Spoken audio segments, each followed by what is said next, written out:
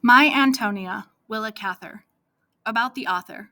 Willa Cather, 1873 to 1947, was an American writer recognized for her novels about frontier life, as is captured in the passage below.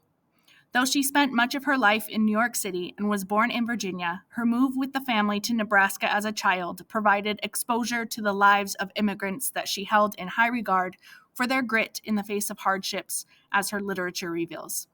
Cather won the Pulitzer Prize in 1922 for her novel, One of Ours. Background on the passage. The narrator is a boy who has recently moved west to Nebraskan plains from the East Coast with his family, while Antonia has recently moved with her family from Europe. The narrator, Antonia, and her sister, Yolka, explore the wilderness near their home in this passage. When we reached the level and could see the gold tree tops, I pointed toward them, and Antonia laughed and squeezed my hand as if to tell me how glad she was I had come.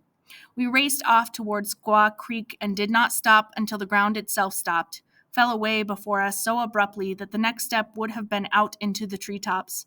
We stood panting on the edge of the ravine, looking down at the trees and bushes that grew below us. The wind was so strong that I had to hold my hat on, and the girls' skirts were blown out before them. Antonia seemed to like it. She held her little sister by the hand and chattered away in that language which seemed to me spoken so much more rapidly than mine. She looked at me, her eyes fairly blazing with things she could not say. "Name? What name?" she asked, touching me on the shoulder.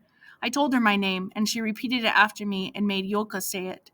She pointed into the gold cottonwood tree behind whose top we stood and said, again, "What name?"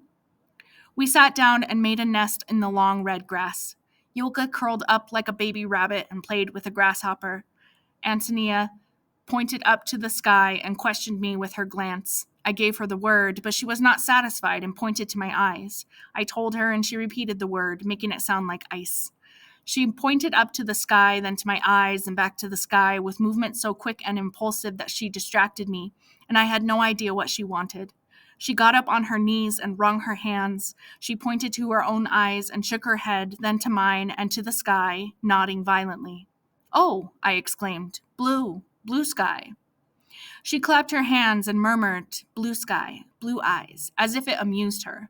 While we snuggled down there out of the wind, she learned a score of words. She was quick and very eager. We were so deep in the grass that we could see nothing but the blue sky over us and the gold tree in front of us.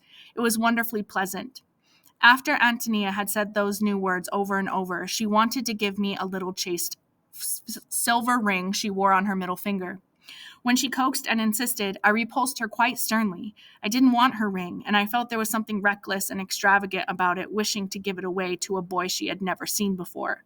No wonder Krajek got the better of these people, if this was how they behaved. While we were disputing about the ring, I heard a mournful voice calling, "Antonia! Antonia!"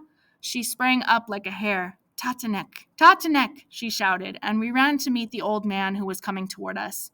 Antonia reached him first, took his hand and kissed it. When I came up, he touched my shoulder and looked searchingly down into my face for several seconds. I became somewhat embarrassed, for I was used to being taken for granted by my elders. We went with Mr. Shimmerda back to the dugout, where grandmother was waiting for me. Before I got into the wagon, he took a book out of his pocket, opened it, and showed me a page with two alphabets, one English and the other Bohemian.